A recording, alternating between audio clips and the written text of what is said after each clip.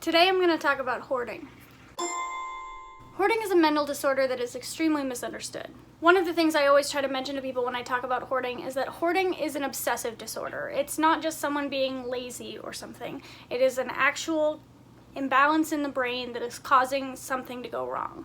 One of the things that people can't wrap their minds around is why someone would become obsessed with holding on to trash.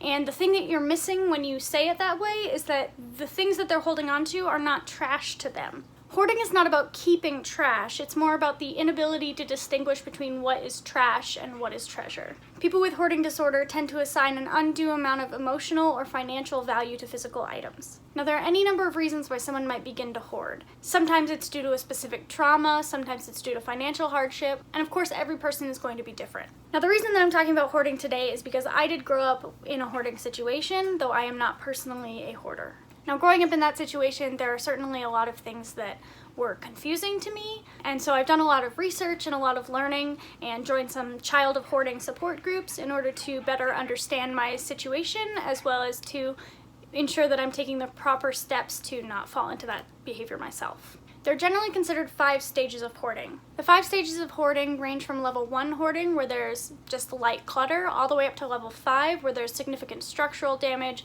the inability to use basic utilities. The majority of the space being unlivable due to the hoard is when it's classified as level 5. I'll put a link in the description which breaks down more specifically what the levels are. Now, when I was growing up, the worst that our home was at was a level 4. Most of the house was semi-usable, but not completely usable. There was a never-ending array of dishes that needed to be done, and there was no running water in the bathroom. We had to flush the toilet using a bucket. If you've never had an unworking toilet, that is a manual way to flush a toilet. We would shower at my grandmother's house once a week or every other week. There were constant head lice issues. I distinctly remember wearing someone else's very long socks in order to prevent fleas from getting onto my leg, because as soon as you put your leg on the floor, you'd have a ton of fleas all over you. The bugs are definitely the thing that I remember most about that location, as well as animals. Animals are very often involved in hoarding. For us, it was cats that were not spayed and neutered and would reproduce, and then we had 16 cats. So this is just my introductory video to kind of open the conversation about this. One of the things surrounding hoarding is that there's always a lot of shame and a lot of silence.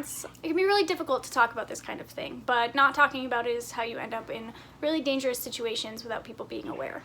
Now, one of the things I should mention is that in these videos where I talk about this, I'm primarily going to be talking about myself and my experiences as someone who has grown up in this, not so much the experiences of the people surrounding me. And the reason for that is really just that it is not my story to tell. I feel comfortable talking about myself and how it impacted me, but I don't really think it's my place to share anyone else's story. But here I go, I'm sharing mine. This is something that I'm going to talk about in a few other videos, so if you'd like to leave some questions for me, I would love to see what kinds of things you want to know from someone who grew up in that kind of situation.